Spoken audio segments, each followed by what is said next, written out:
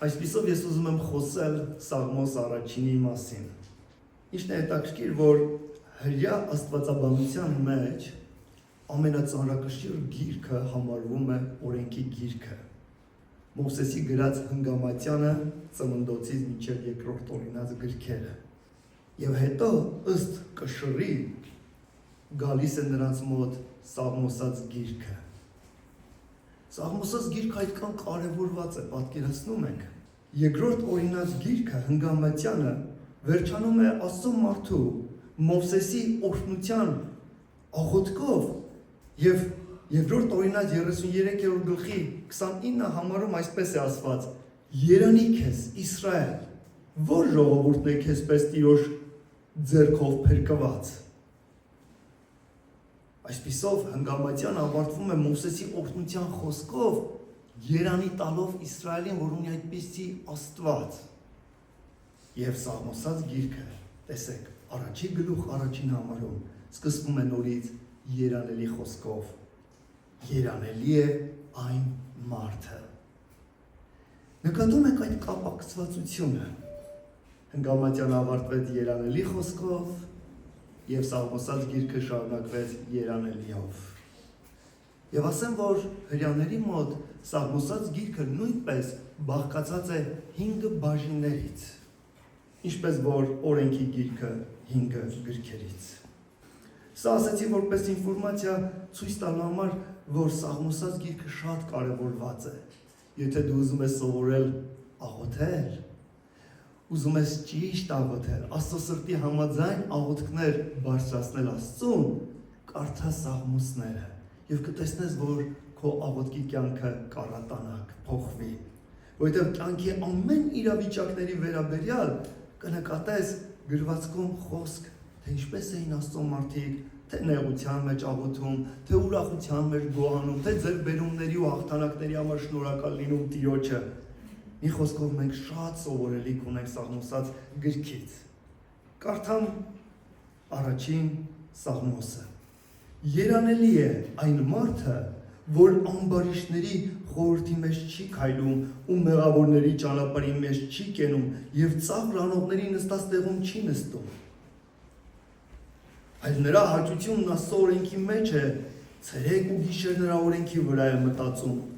Նրա ջրի ճամփաներում տնկված սարի պես պիտի լինի, որ իր ժամանակին իր պտուղը պիտի տա ու նրա տերևը չի թափվի, եւ ինչ որ բան էլ անի պիտի հաջողվի։ Այսպես չեն ամբարիշտները, այլ մղեղի պես, որ քամին ցրում է։ Սրա համար ամբարիշտները դատաստանի մեջ չեն կարող կանգնել, ոչ էլ մեղավորները արդարների ժողովքի մեջ, քանի որ Տերը ճանաչում է արդարների ճամփան, բայց ամբարիշտների ճամփան պիտի կորչի։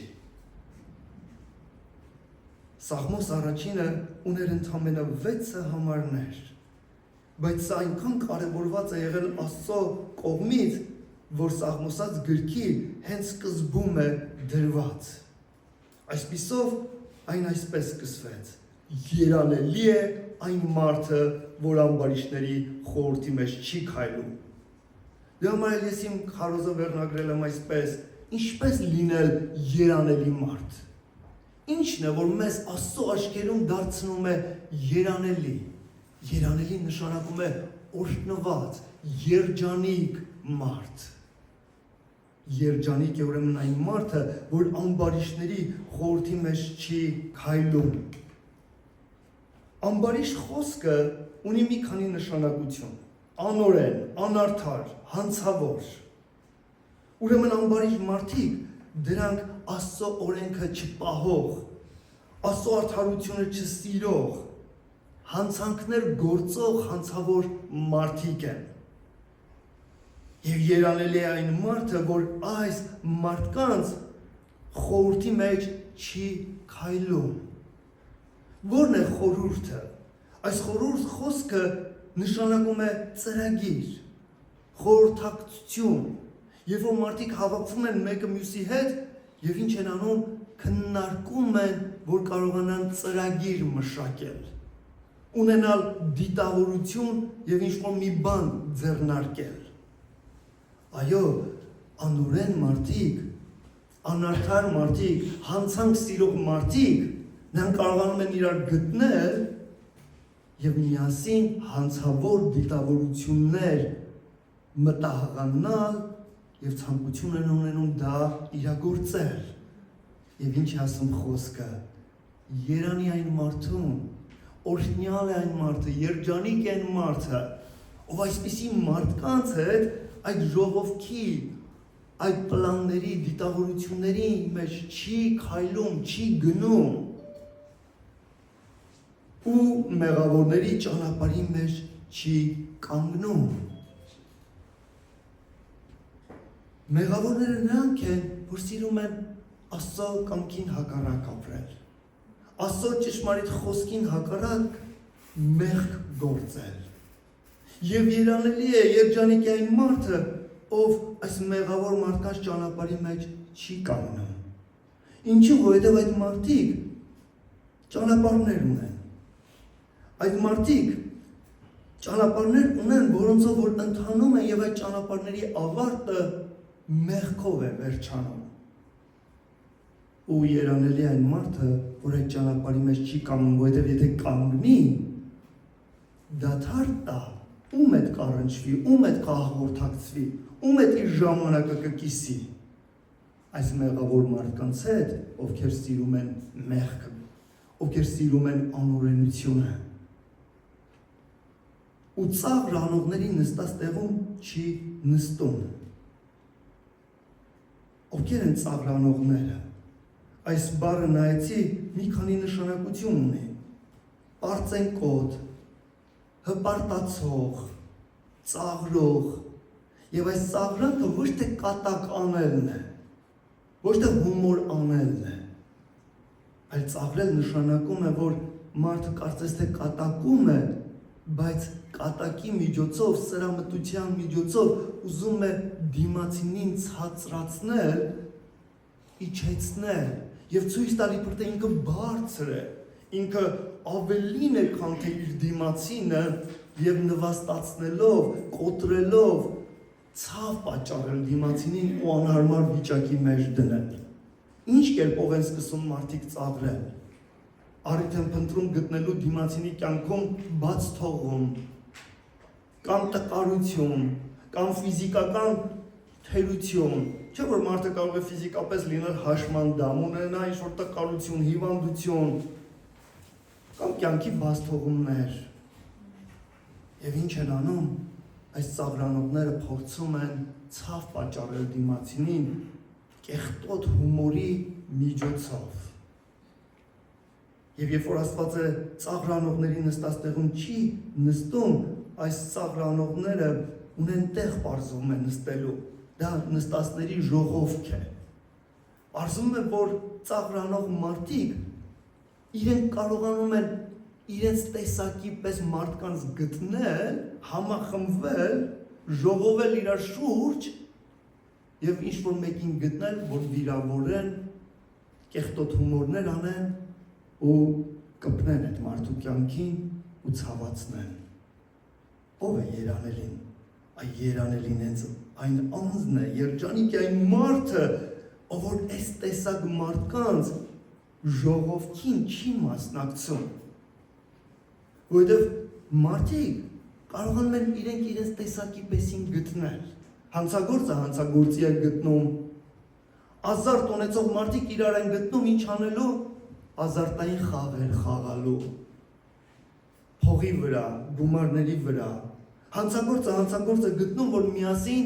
գողության անեն, թալան կազմակերպեն, ծաղրանողներն էլ իրենց տեսակի եսին գտնում են ուրիշներին այդպես վիրավորելու, ցածրացնելու համար։ Ու երբ որ ես թվարկեցի այս 3 տարբերակները, դուք նկատեցիք, որ ինչպիսի բայեր էր օգտագործված։ Նորից կարդամ։ Երանելի այն մարդը, որ ամբարիշտների խորհրդի մեջ առաջին չի քայլում։ Մյուսը մեղավորների ճանապարհների մեջ չի կանգնել։ Եվ ծաղրանողների նստած տեղում չի նստել։ Ինչ ունեցանք, քայլել կանգնել, նստել։ Այս երեք բայերը ինչ են հուշում մեզ։ Մեր կյանքի ընթացքը։ Այո, մեր կյանքի ապրելակերպը։ Մենք առավոտյան արթնացանք, վեր կացանք, կանգնեցինք, սկսեցինք շարժվել։ Մենք այստեղ գալու համար ինչ արեցինք, հագնվեցինք, քայլեցինք եւ հասանք այստեղ։ Հիմա էլ նստել ենք, հարմարվել եւ լսում ենք Տիրոջ խոսքը։ Այսինքն, պարզվում է, որ Տիրոջ խոսքը ինչ է փորձում ինձ ու քեզ փոխանցել։ Ով է երջանիկ մարդը։ Երջանիկ է, Աստծո առաջ օրհնյալ է այն անձը, սիրելի է Տիրոջ համար այն մեկը, ով ինչպես չի վարվում, չի վարվում ամբարիշտերի նման, չի ապրում մեղավորների նման, չի վարվում ծաղրանողների նման, նրանց պես չի վարվում եւ ապրում։ Սա մեր առօրյան է, սա մեր կենցաղն է, մեր ապրելակերպն է, մեր օրն է սա ցույց տալիս թանկագիններս, այլ հաջորդ համար։ Նրա հաճությունն Աստծո օրենքի մեջ է։ Բավական չի, որ մենք ամբարիշտ, մեղավոր ու ծաղրանողների նման չենք վարվում, որպեսզի լինենք երանելի Տիրոջ առաջ, կա շարունակություն, այլ այս մարդու հաճությունը Աստծո օրենքի մեջ է։ Եթե այս երկրորդ հատվածը չլինի, ուրեմն մենք դեռ երանելի չենք լինի։ Հիշենք Սաղմոս 45-ի 7-րդ խոսքը, այնտեղ այսպես է ասված. արդարությունն է սիրում ու անօրենությունը ատում։ Ով Աստված, սրա համար քո Աստվածդ քեզ ուրախության յուղով օծեց քո ընկերներից հետ առավել, ու սա մարգարեություն էր Տեր Հիսուս Քրիստոսի մասին։ Ինչպիսին է Տեր Հիսուսը։ Նա սիրում է Աստծո արդարությունը եւ ատում է անօրենությունը։ Երկու բան։ Եվ ինչ նկատեցինք այստեղ, երանելի մարդը սիրում է, հաճում է Աստծո օրենքը։ Հաճություն բառը նշանակում է ցանկություն, բավականություն, հավես, հաճելիություն։ Ինչու՞մն է այս երանելի մարդու սրտի հաճելությունը, փափագը, ձգտումը։ Նա մի ձգտում ունի եւ նրա ձգտումը դեպի Աստծո օրենքն է։ Եվ ցերեկ ու գիշեր նրա օրենքի վրա է մտածում։ Հարկ Աստծո, որ կարելի է Աստծո օրենքի վրա մտածել, ոչ միայն կարդալ գրքերը, այլև մտածել, մտորել։ Եթե մենք կարդանք խոսքը կամ լսենք քարոզի նյութ, բայց չմտածենք, մենք մեր լսածը կամ կարդացածը չենք յուրացնի, չենք դարձնի մերը։ Այո, Աստծո երանելի մարդու փափագը ձգտումը Աստծո օրենքի մեջ է, բայց նա գիտի ինչ անել, մտածել Տիրոջ խոսքի շուրջ։ Նա գիտի մտածել, մտորել, հասկանալու համար ինչ նկատի ուներ Աստված այս խոսքը ասելով, այս պատգամը տալով, այս կանոնը դնելով, ինչ ուներ Տերը ինձ համար։ Ու երբ որ Աստծո երանելի մարդը սկսում է մտածել, այդ խոսքը դառնում է իրենը։ Գիտեք, բնության մեջ կա մի հետաքրքիր երևույթ, կենդանական աշխարհում։ Կովերը նրանք գնում են արածելու եւ մեծ արագությամբ կլանում են խոտ։ Կնկատեք, որ արագ պոկոտում են կանանչեղենը, խոտեղենը ծամում եւ ուղարկում են ներս դեպի իրենց տանոքս։ Իսկ երբ որ օրվա վերջ հովիվը նրանց տանում է հետ գոմ, ողջ գիշերը այդ կենդանիները որոճով են զբաղված։ Ինչ է որոճավը։ Պարզվում է նրանց աղեստամոքսային տրակտը երկու մասից է բաղկացած։ Առաջին հատվածում, առաջին բաժնում, այն մասն է, որտեղ նրանք պոկում են խոտը, ուղղակի թեթև ծամում են ու եւ ուղարկում ներս։ Իսկ գիշերն ինչ են անում, այդ քիչ ծամված խոտը հետ են բերում բերան եւ սկսում են մանր կոտրել, ծամել, մանրացնել։ Եվ հետո ուղարկում են ներս մյուս բաժին, որտեղ մարսողությունն է տեղի ունենում։ Գիտեք, Աստծո մարդը, երբ որ ձգտում ունի դեպի Աստծո օրենք, Աստծո խոսքը, նա կարդում է, լսում է, բայց որպեսզի կարողանա մարսել Աստծո խոսքը, կարիք ունի մտորելու։ Երբ որ գնաս տուն, մտածիր այսօրվա խոսքի շուրջ։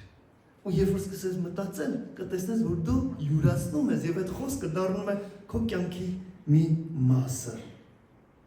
Նա ջրի ճամփաներում տնկված սառի պես պիտի լինի, որ իր ժամանակին իր պտուղը պիտի տա, ու նրա տերևը պիտի չթափվի եւ ինչ էլ որ անի կհաջողվի նրան։ Այս մարդը, ով երանելի էր Տիրոջ առաջ, ով օրհնյալ էր Աստծուց, ում է նմանացնում Տերը նրան, ջրի ճանապարհների մեջ տնկված ծառի, որ իր ժամանակին իր պտուղը պիտի տա։ Ջրի ճանապարհներում տնկված ծառ։ Ծառը ունի արվատային համակարգ։ Որքան որ մենք տեսնում ենք ծառը երկրի երեսինը, ունի բարձր ցողուն, բուն, ունի ճյուղեր, ունի տերևներ, հսկա մի ծառ է կանգնած, բայց մեր աչքերը չեն տեսնում նրա արմատները։ Ինչի հաշվին է ծառ այդպես ամուր կանգնած։ Արմատների հաշվին։ Եվ արմատները ուր են գնում, երկրի խորքերը, ընդերքը։ Աստծո մարդը նման է ծառի, եւ նրա արմատները ուր են դեպի գնում, Աստծո ջրերի մեջ։ Ինչն է այս ջրերը Աստծո մարդու համար։ Դա մի ջուրը նկատեցիք, որ մի քան հոգնակի իմաստով է ասված, ջրի ճանապարհներ, ոչ թե մի վտակ, ոչ թե մի գետ, այլ ճանապարհներ։ Մի ճամփան ջրի, ես մտածում եմ դա Աստծո խոսքն է։ Երբ որ ես եւ դու անձնապես ունենք հաղորդակցություն Տիրոջ խոսքի հետ, դու ինքդ չես զլանում, բացում ես գիրքը, ու ինչ ես նա անում, կարդում ես։ Թանկագիններս անհրաժեշտ չի գլուխներ շատ երկար կարդալ։ Կարող ես մեկ գլուխ ընդամենը կարդալ, դու կարող ես մեկ գլխից վերցնել մեկ պատմություն կարդալ, թե ինչ արեց Հիսուսը, ինչպես մեկին բժշկեց, ինչ խոսք ասեց Տերը։ Մյուս ջուրը, մյուս ջրի վտակը, որի մեջ է Աստծո մարդու արմատները գնացած, ես մտածում եմ դա աղոթքի կյանքն է։ Երբ որ մենք անձնապես ամեն մեկս կարող ենք մտնել մեր ծածուկ սենյակը եւ փնտրել Աստծո երեսը։ Մյուս ջրի վտակը ես մտածում եմ դա այսպես համընդհանուր ժողովքն է։ Երբ մենք բոլորս իրար հետ հավաքված փառաբանում ենք Աստծուն, աղոթում ենք միասին միաբան ու երկրպագում Տիրոջը։ Մյուս ջրի վտակը դա քարոզն է, նյութը, որ դու լսում ես եկեղեցում։ Եվ քո կյանքը ոռոգվում է կենդանի ջրերի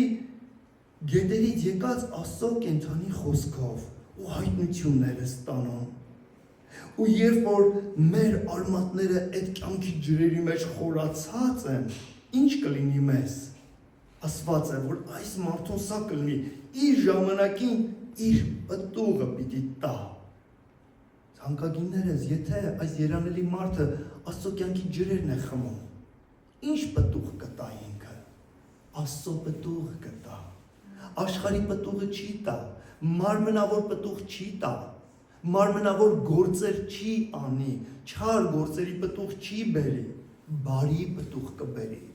Եվ այս պտուղը գիտեք ինչին նման կլինի, Գաղատացիս 5-րդ գլուխ 22-23 խոսքերում ասված է, սա է Սուրբ Հոգու պտուղը, եւ առաքյալը թվարկում է, սեր, խնդություն, բարություն, զսպվածություն, համբերություն, հավատարմություն, հավատք, խաղաղություն, 9 պտուղ են այնտեղ թվարկում, եւ ասում է, սա Սուրբ Հոգու պտուղն է, սա Սուրբ Հոգու բնավորությունն է։ Այո, պտուղ ինչ ասել է։ Պտուղ նշանակում է առաջնային Աստծո բնավորությունը, որը որպես պտուղ Տիրոջ կյանքի ջրերից կբարձրանա մեր սրտի մեջ եւ կարտահայտվի մեր կյանքում, ու երբ որ մարդիկ մեզ այդ գործ ունենան, կասեն այս մարդը հեզ է, այս մարդը խոնարհ է, այս մարդը սեր ունի իր սրտում մարդկանց նկատմամբ։ Որտեղից դա մեզ? Քրիստոսի էությունից։ Որտեղից մեզ խաղաղություն? Աստված ունի այդ խաղաղությունը, դա Սուրբ Հոգու կյանքն է։ Ու երբ որ Սուրբ Հոգու կյանքի ջրերը խմում ես, այդ խաղաղությունը փոխանցվում է մեզ, ու մեր մեջից պտուղը երևում է։ Ու մեզ այդ հաղորդակցվող մարդը ասում է. «Ինչ խաղաղ մեկն է նա»։ Ու նրա տերևը չի թափվի։ Նրա տերևը չի թափվի, կանաչ կլինի։ Երբ որ ծառը ունի շատ տերևներ, սաղարթախիտ է, այդ ծառը իր շուրջը ինչ է անում? Հովանի է անում։ Եվ երբ որ արև է, շոգ է, նկատել ես, որ մենք փնտրում ենք հովտեղ։ Մենք փնտրում ենք մի լավ ծառ, ընդարձակ ճյուղերով տարածված մի ծառ, որ կարողանանք դրան տակը նստենք, մաքուրոտ շնչենք եւ զով ունենանք։ Ես մտածում եմ, որ այս տերևները ցույց են տալիս արդեն գործերը։ Նախորդ հատվածում, երբ որ ասեց նա իր ժամանակին իր պտուղը գտա, սա բնավորությունն է մեր կյանքի, որ կունենանք Քրիստոսի բնավորությունը, որը կդրսևորվի մեզանից։ Իսկ տերևները, այս կանաչ տերևները, որը Հովանի անում, ում է օգնում սա? Մարդկանց։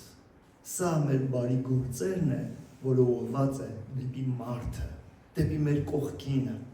Երբ որ մենք սեր ենք ցույց տալիս, երբ որ մեր կողքինին դժվար է, մենք հասնում ենք օգնության։ Երբ որ ինքը տրտում է, մենք փորձում ենք իր տրտմության մեջ իրան սիրտ տալ, քաջալերել։ Երբ որ ինքը նեղված, ասում ենք՝ մի նեղվի, դժվարության մեջ ես, կհաղթահարես։ Ես էլ եմ այդ դժվարությունն անցել, դու էլ կանցնես։ Կամ էլ դու հիշիր ինչ դժվարություններ ես ունեցել, չէ՞ որ դու հաղթահարել անցել ես, սա էլ կհաղթահարես։ Եթե մեր կողքինը ֆիզիկապես հիվանդ է, տկար է, այդ տերևները այն է, երբ որ մենք այցելում ենք իրան, երբ որ մենք զանգում ենք մեր ընկերոջը, մեր քրոջը, մեր աղբորը, ինչ ենք ասում։ Ինչ է, դժվար է քեզ, հիվանդ ես, ես քեզ համար կաղոթեմ, ինչի կարիք ունես, օգնեմ քեզ, ինչով օգտակար լինեմ, ինչ որ մի բանի կարիք ունես, ես բերեմ քեզ։ Եվ մեր սիրո գործն է մեր կողքինին ուղղված։ Ու եթե այսպես է Աստծո մարդը վարվում, տեսեք, ասված է, ինչ բան որ անի, կհաջողվի նրան։ Ինչու կհաջողվի? Որովհետև Աստված կօրհնի, որ հաջողվի։ Ինչու կօրհնի Աստված? Որովհետև այս երանելի մարդը չարը չի կամենա։ Հանցանքը, մեղքը չի փափագի անել։ Չի կամենա մեկին ցավացնել ու դժբախտացնել։ Իր ցանկությունը, իր կամքը ինչի մեջ, Աստծո օրենքի մեջ է, Աստծո կամքի համաձայն ցանկություններ է ունենում ու ծրագրեր է ծրագրում։ Դրա համար էլ Աստված օրհնում է, որ նրա գործերը հաջող է, որտեղ այդ գործերը աստվածային գործեր են, Աստծո սրտի համաձայն, Աստծո կամքի համաձայն գործեր են։ Եվ Տերը ինչ անում, օրհնում է իր կամքի համաձայն գործերը, ոչ թե դրանք զուտ մարդկային բաները։ Այսպես չեն ամբարիշտները, այլ մղեղի պես, որ քամին ցրում է։ Բայց մինչև սա մի բան էլ նկատեցի, որ խոսեմ։ Առաջին երկրորդ համարում, երբ որ նայում էին գիրքը, տեսնում էին, որ բայերը օգտագործված են ներկա ժամանակի մեջ։ Երանելի մարդը չէր քայլում, չէր կանգնում, չէր նստում այդ չար մարդկանց գործերին չէր մասնակցում, այլ իր հաճությունը Աստծո օրենքի մեջ էր, մտածում էր Աստծո օրենքի վրա, այսինքն ներկա ժամանակաձև էր, չէ՞ այդ բոլորը, որ կարդում ենք։ Եվ գիտեք ինչն է հետաքրքիր, որ երրորդ համարը խոսում է ապառնի ժամանակով։ Կա զարգացման դինամիկա։ Եթե մենք մեղավորների հետ չենք վարվում, այլ Աստծո հետ ենք քայլում, Աստծո օրենքի վրա ենք մտածում, Աստծո օրենքն ենք ուզում կատարել, Աստծո խոսքն ենք ուզում կատարել եւ ապրում ենք Աստծո խոսքի համաձայն, ինչ կլինի մեզ, գալիքը, ապագան, մեզ կլինի Տիրոջ օրհնությունը։ Աստված ինչ կանի, մեզ ատուղ կտա եւ մեր կյանքում իր կյանքի նմանությունը կհայտնի եւ մեր միջոցով ուրիշներին օրհնություն կտա եւ մեզ էլ կօրհնի, որ հաջողված լինենք։ Բայց այսպես չեն ամբարիշները, նրանք մղեղի պես են։ Ինչ է մղեղը։ Երբ որ դաշտերում հասնում էր ցորենը հնձում էին եւ բերում էին, սկսում էին ծեծել, որովհետեւ ցորենը պատված էր ցորենի հատիկները հասկով, թեփուկներով, ու որպեսզի կարողանային ցորենից ալյուր ստանալ, կարիք էր լինում այդ հասկի թեփուկները առանձնացնել հատերից։ Ու երբ որ ծեծում եւ առանձնացնում էին, հին ժամանակներում ինչ էին անում։ Այդ ծեծված ցորենը փռում էին, այդպես տարածում էին, ու երբ որ քամի էր բարձրանում, քամին քշում տանում էր այդ հարդը, այդ ծեծված մղեղը, թեփուկները, եւ քամին առանձնացնում էր ցորենի հատը թեփուկից։ Եվ այստեղ ում է նմանացնում ամբարիշներին, անքար, անկշիռ թեփուկների, մղեղի, նրանք Աստծո առաջ քաշ չունեն։ Եվ ասված է, որ այս մեղավոր մարդկանց կյանքում կգա մի օր, քամիներ կբարձրանան, հարվածներ կգա եւ քշի նրանց կտանի։ Ու գիտեք, այդ քամիների արդյունքում ինչ կլինի, ցորենի հատերը կառանձնանան։ Աստծո արդարները քամիների ժամանակ կմնան իրենց տեղում, ու Աստված իր ցորենի հատերին ինչ կանի, կհավաքի եւ կամբարի իր ամբարները։ Նոր կտակարանում էլ Տեր Հիսուսը խոսում էր ամբարների մասին, որ վերջին օրերում ինչ կլինի, հրեշտակ Աստծո կգա եւ կառանձնացնի, եւ ցորենը կզատի, եւ կամբարի դրանք փրկված հոգիների մասին էր խոսքը։ Այո, լինենք Տիրոջ համար հունձք, լինենք այն ցանկալի ցորենի հատը, որ Աստված մեզ կդնի իր ամբարները։ Եվ ասված է հաջորդ համարում, սրա համար ամբարիշները դատաստանի մեջ չեն կարող կանգնել, ոչ էլ մեղավորները արդարների ժողովքի մեջ։ Լինելու է դատաստան։ Այո, ամբարիշները միգուցե ունեն խորհուրդներ, չար խորհուրդներ, մեղավորները ունեն ընթացք ու ճանապարհ, ծաղրանողներն էլ հավաքվում, նստում ուրիշներին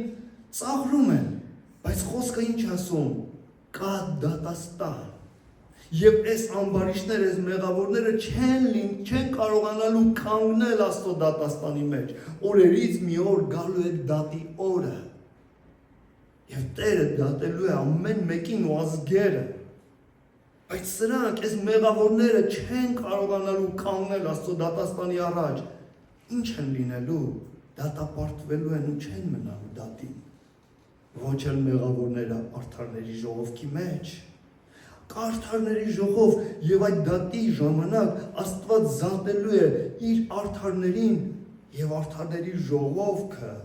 լինելու է փրկվածների մի ժողով, լինելու է երկնքում արդարների մի ժողով, որոնք ցնծալու են իրենց փրկիչ Աստծո առաջ, իսկ մեղավորները չեն կարողանալու կանգնել այդ ժողովքի մեջ։ Այսօր էլ մենք որ հավաքվել ենք, սա ինչ ժողովք է, արդարների ժողովք է։ Ինչու, որովհետև ես եւ դու արդարացած ենք Քրիստոսի արյունով։ Ու երբ որ մարդը գալիս է եկեղեցի, բայց չի ուզում մեղքը թողնել, չի ուզում իր հին կյանքը թողնել, մեկ երկու անգամ միգուցե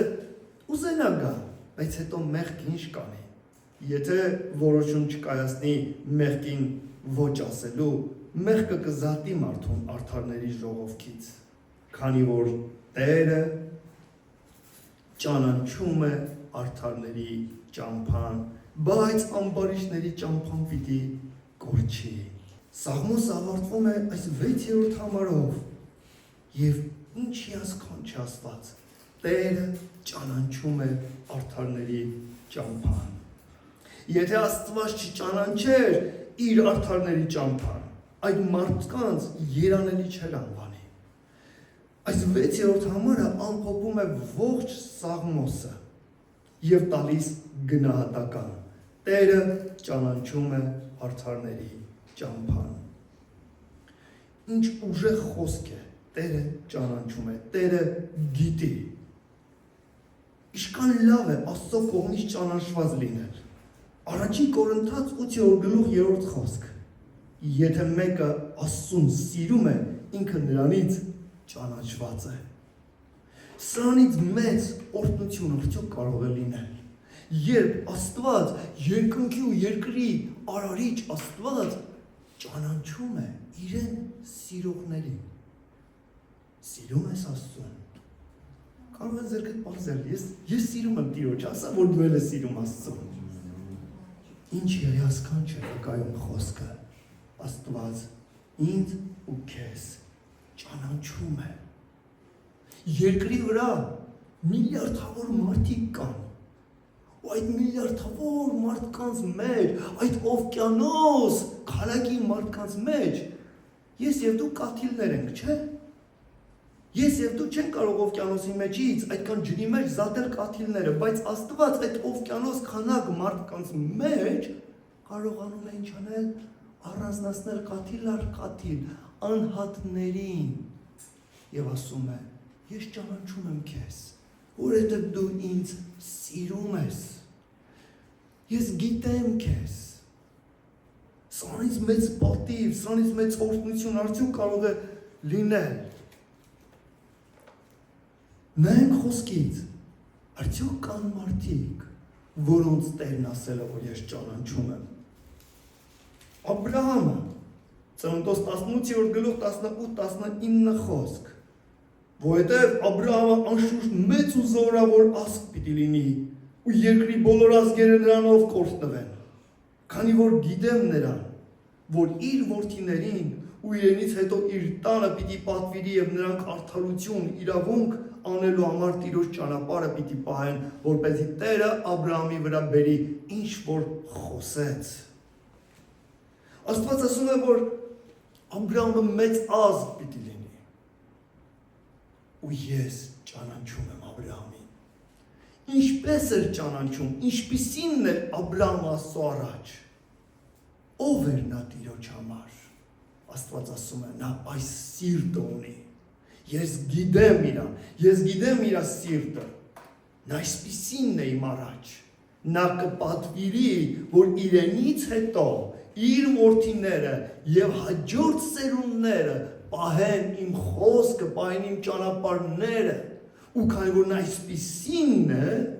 նա մեծ ազգ պիտի լինի, ու այն բոլոր խոստումները, որ ես իրան տվել եմ ու իր սերունդին, ես կկատարեմ։ Ինչու կկատարեմ, որովհետև ինքը այդ սիրտ ունի, ես գիտեմ իր սիրտը։ Թող որ Տերը իմ ու քեզ համար էլ այդպես ասի, թող որ մենք էլ ճանաչվենք Տիրոջ առաջ։ Մյուս անձը Մովսեսն է, որի համար ասված է, որ Տերը ճանաչում էր։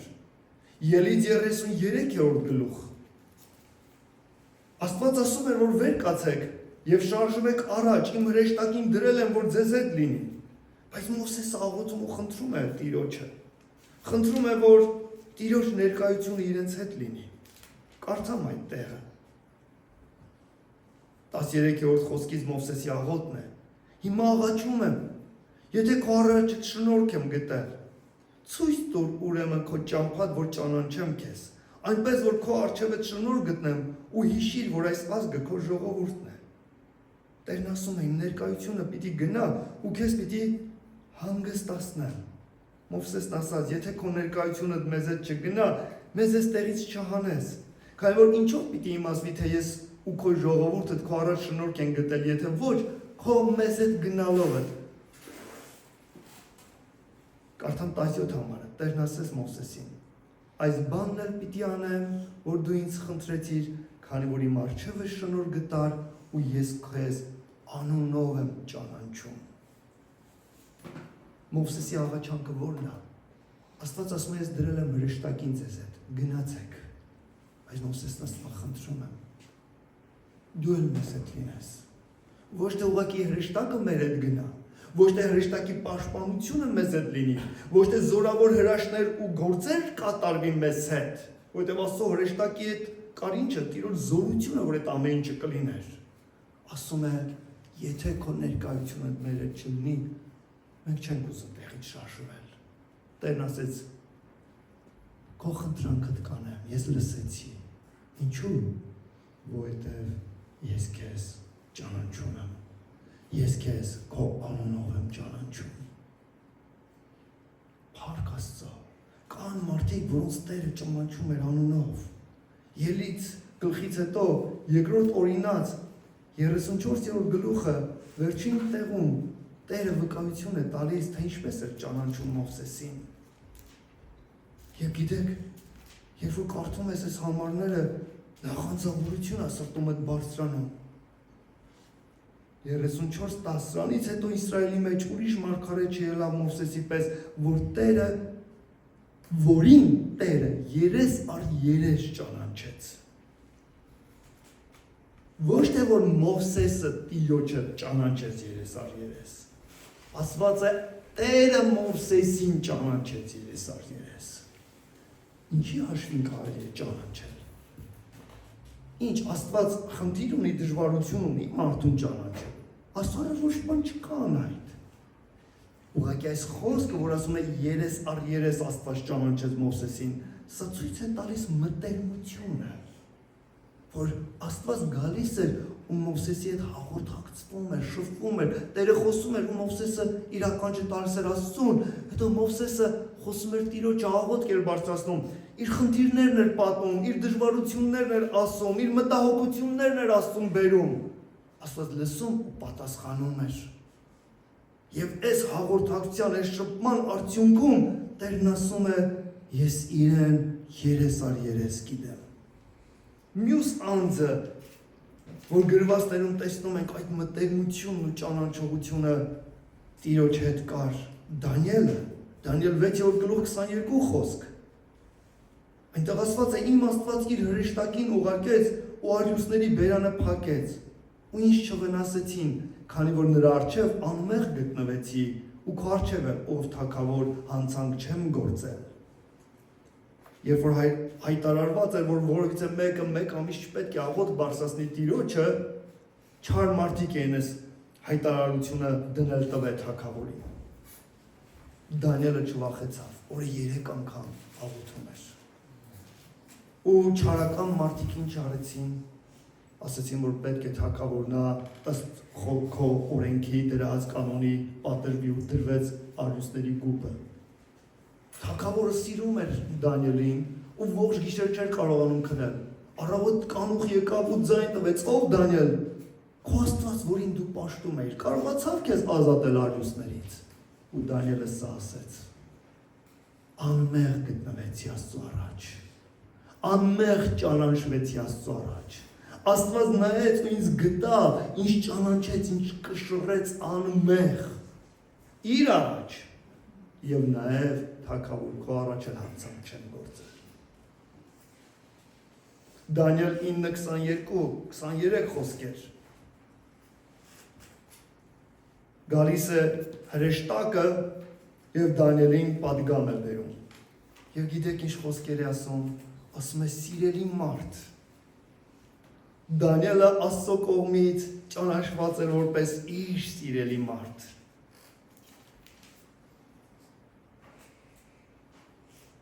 Ինձ հետ խոսեց, հրեշտակն է, ու ասեց, ով Դանիել, հիմա եկա, որ քեզ իմաստություն պարգևեմ։ Քո աղաչանքդ հենց սկզբից լսվեց ու պատգամ տրվեց, ու ես եկա, որ քեզ պատմեմ, քանի որ դու սիրելի ես։ 10-րդ գլուխ 11 համար։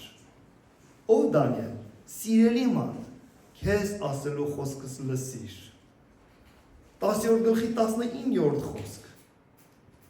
Մի վախեցիր, ով սիրելի մարդ, խաղաղություն լինի քեզ։ Զորացիր ու քաջ եղիր։ 3 տարբեր հատվածներ կարդացի, որ Տերը դիմում էր Դանիելին այս խոսքով։ Ով սիրելի մարդ, Աստված խոսում էր այսպես, որ ես սիրում եմ քեզ, դու թանկ ես ինձ, դու գնահատելի ես ինձ, այդ սիրելի խոսքը նաև նշանակում է գանձ, դու գանձ ես ինձ համար, Ես այս խոսքերը կարդալով ինչ նախանձավորություն եմ ունենում, ես էլ ուզում եմ այնպես լինել Տիրոջ առաջ, ու սա քարոզում եմ քեզ, որ քո մեջ էլ ես նախանձավորությունը արթնանա, այնպես վարվենք Տիրոջ առաջ, որ Տերը մեզ էլ ասի, դու իմ սիրելին ես, դու իմ գանձն ես, դու թանկ ես, դու անգնահատելի ես ինձ համար։ Հովհաննես 1:47-ում Տեր Հիսուսը տեսնելով Նաթանայելին ասում է. ահա իսկական իսրայելացի, որի մեջ նենգություն չկա։ Նաթանայելը Տիրոջ կողմից ճանաչված էր մեկը, որի սրտում չարություն, նենգություն, խորամանկություն չկա։ Ղուկաս 22:31-34 խոսքերում Տեր Հիսուս ասում է Պետրոսին. Պետրոս, Սատանան փնտրեց ձեզ, որ ցորենի պես խարբալի։ Ցորենը ինչպես են վերցնում, աղով անցկացնում են։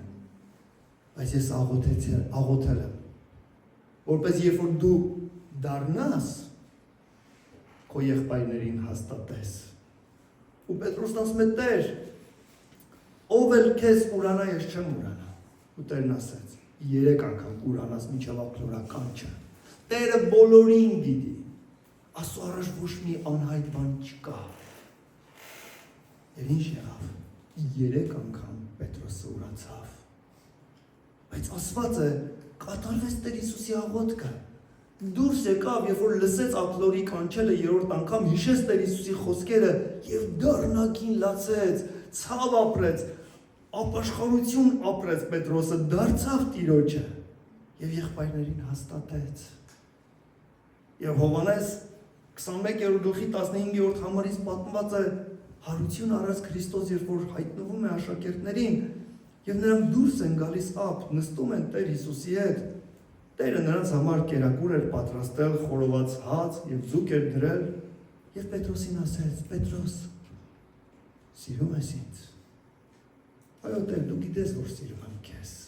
Արածացրու իմ գարներին։ Նորից 2-րդ անգամ, 3-րդ անգամ։